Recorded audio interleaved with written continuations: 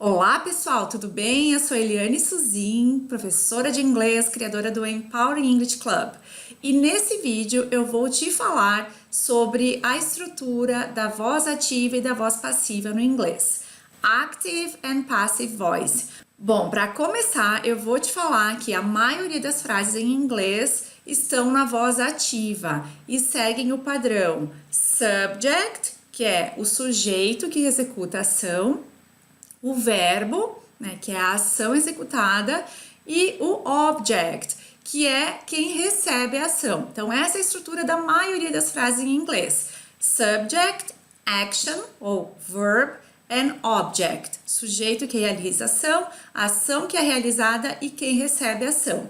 Por exemplo, we make mistakes. Então, aqui eu estou usando o chunk, o bloco de palavras make mistakes, que significa cometer erros, tá? Então, mais uma vez, we make mistakes. Quando a gente diz we make mistakes, está muito claro quem é o sujeito we ou nós, certo? Make, cometemos ou fazemos. Mistakes, erros. Então, make é o verbo e mistakes é o object, é quem recebe a ação. Então, quando dizemos we make mistakes, temos essa estrutura muito visível, muito clara, né? Nós cometemos erros. Subject, nós, we, make, que é a ação, the action, the verb, and object, que é o objeto, é quem recebe a ação, mistakes. Mas, às vezes, essa ordem pode mudar.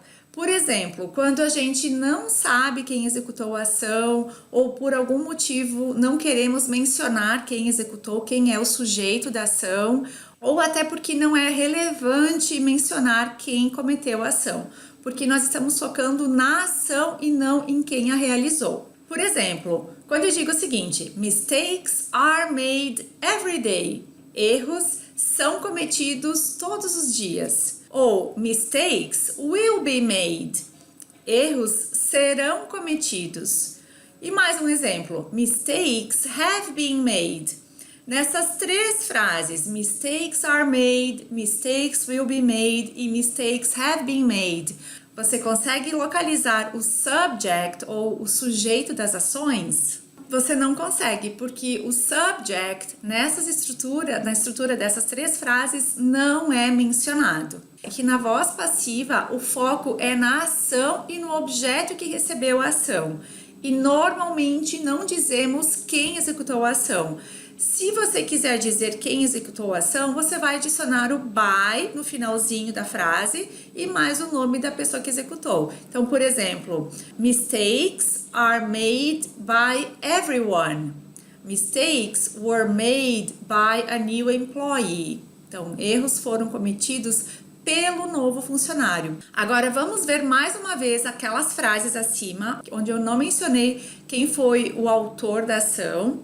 E dessa vez nós vamos mencionar quem comete erros. Então, para isso, nós vamos escrevê-las na active voice, na voz ativa. We make mistakes every day. We will make mistakes. And we have made mistakes. Então, aqui o sujeito, nessas três frases, o sujeito é muito claro.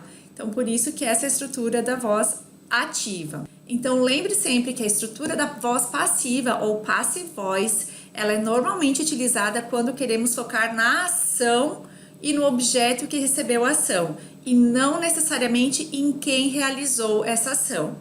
Por quê? Ou não queremos mencionar quem executou por algum motivo, ou porque não sabemos quem executou a ação, ou porque é irrelevante mencionar quem executou a ação. E se quisermos utilizar a voz passiva, a estrutura da voz passiva, e mencionar quem executou a ação, você coloca o by mais o nome do autor da ação. A voz passiva é muito utilizada nos títulos de notícias, tá? News headlines. Por exemplo, a lot of damage was caused by the 2005 tsunami. Então, bastante danos, estragos foram causados pelo tsunami de 2005. Mais um exemplo. The bank robbers have been arrested. The bank robbers have been arrested. Então, os assaltantes do banco foram presos. Você pode acrescentar by the police, mas não necessariamente, porque isso é uma coisa óbvia, certo?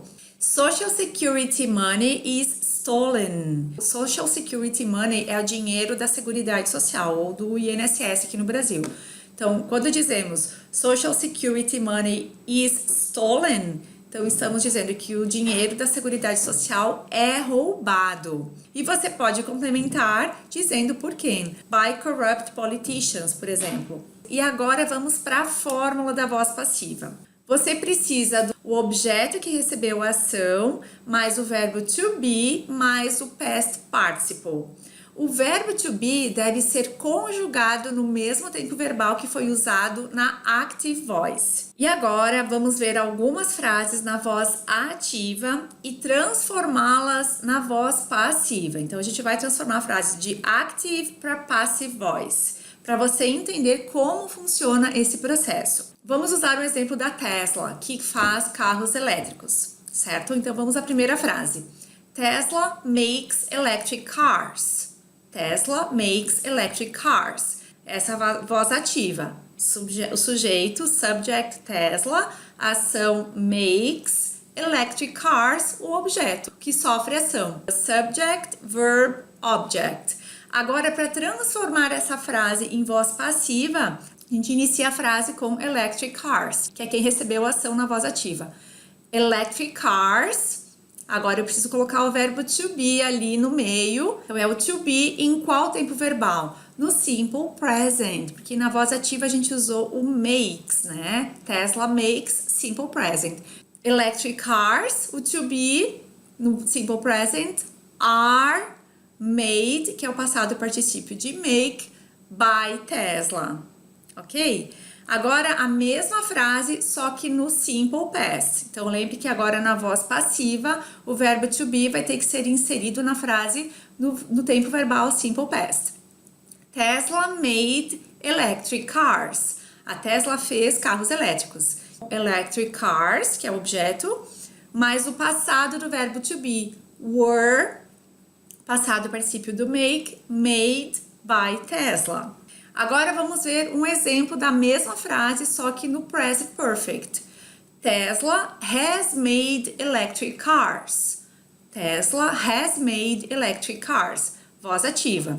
Vamos transformá-la em voz passiva. Então você vai pegar o objeto que é electric cars, o verbo to be no present perfect, have been, o make no passado particípio, made by Tesla. E o último exemplo desse vídeo com o futuro utilizando will. Tesla will make electric cars. Essa é a voz ativa.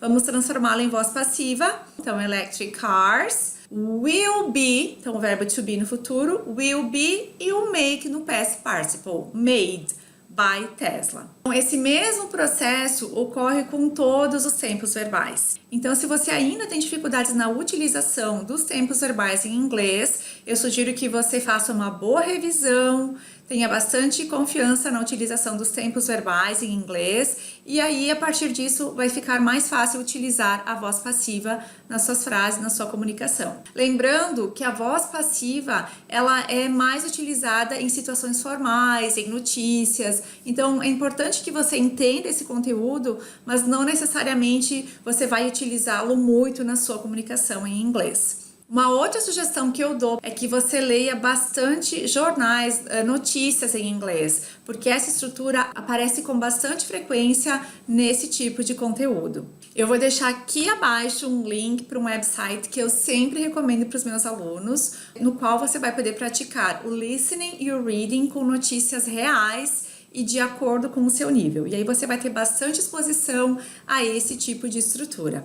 Bom, eu espero ter te ajudado com esse vídeo. Se você gostou, assina meu canal, curte a minha página e compartilha com seus amigos que estão estudando inglês. Obrigada por estar aqui comigo. A gente se vê em breve com mais dicas de inglês.